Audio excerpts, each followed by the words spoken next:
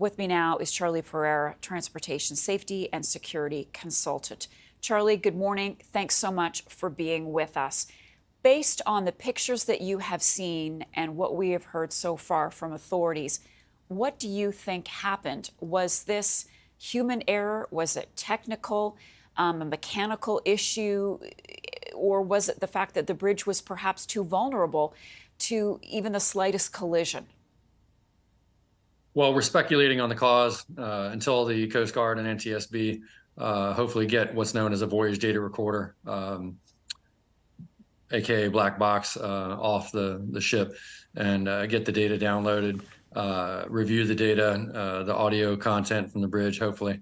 Then they should, along with the interviews with the crew, should get a much better idea for what happened here. But from some of the videos that I've seen, you can see the lights cycling on and off prior to the impact, which might indicate that they suffered a power cycle or failure, which could cause them to lose steering and navigation capability. If that had occurred, that would go a long way to explaining this. That's as far as occurrence is concerned. Of course, determining what happened is only one part of an accident investigation. Preventing it from happening again is another one. So I'm sure they'll go a long way down that road. But one of the things that they could do to try to help prevent injuries and fatalities on the bridge itself for highway passengers and road crews like that would be to have some form of radar or laser or other base system that detects vessel paths and predicts impact with the bridge structure, because they know the locations of the structure and the path of the vehicle. They could, put down crossbucks like a railroad crossing and sound warning lights and displays on the bridge to evacuate the bridge immediately. I think the NTSB should consider issuing that kind of a recommendation to DOT to develop that type of system to try to minimize the injuries and deaths that result from when one of these large vessels has a failure of sorts that prevents them from traveling down the appropriate path and impacting the structure of the bridge. Does such a system like that exist? Is it already used on other bridges, perhaps newer bridges that are being built today? I'm not aware of it existing on any bridges. The governor said, this one was finished or opened in '77, so it's been up for 47 years. I'm not aware of that kind of system being in place, but with today's technology, nowadays cars have all kinds of sensors on board the cars to prevent that type of impact at low speed when you're parking, and also high speed when you're traveling. You got self-driving cars now that use that exact same technology to prevent highway accidents, and they could do the same for this type of ship and bridge interaction accidents. Is a bridge 45 years old considered old, Charley? Well, in the history of the world, no, that's a relatively new bridge. But when you take out a major structural element like that, and it no longer has the vertical force capability that is designed into the bridge, it's no surprise that the bridge would come crashing down like that. When you look at all of that twisted metal, and of course the cargo ship is still there, where do you even begin an investigation? The Coast Guard and the NTSB have a long history of investigative capabilities. So you start with all of the recorded data. Like the videos that we have.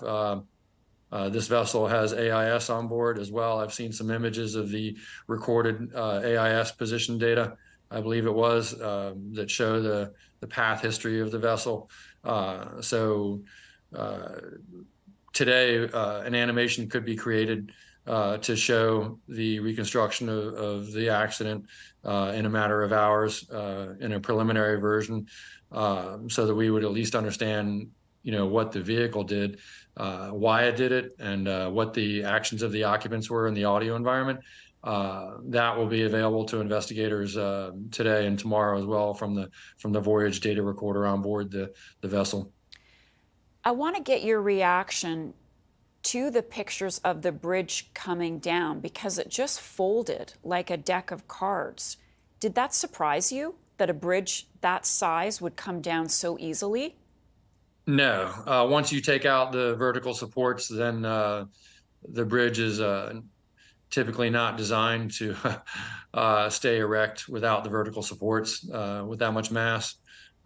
So, the impact not only probably removed vertical support, but probably shifted the bridge laterally as well. So I wasn't surprised that, as the song goes, London Bridge came falling down. That's typically what happens with bridges when you remove their structural supports. And I want to ask you lastly, because we understand that there's going to be an NTSB update in about an hour's time. With an investigation this large, who takes the lead? The NTSB and the Coast Guard have arrangements for them to handle who's taking charge in the investigation. I can't recall exactly the details of the current MOU and arrangement that they have, but those are available online, and I'm sure the NTSB and the Coast Guard will be summarizing those starting very soon today. And Charley, I wanted to ask you one last question, and that is about the Mayday call that went out by the ship. Can you explain how that Mayday call would have worked? How is that information shared? And it sounds like it was shared in enough time that it prevented other vehicles from going on the bridge.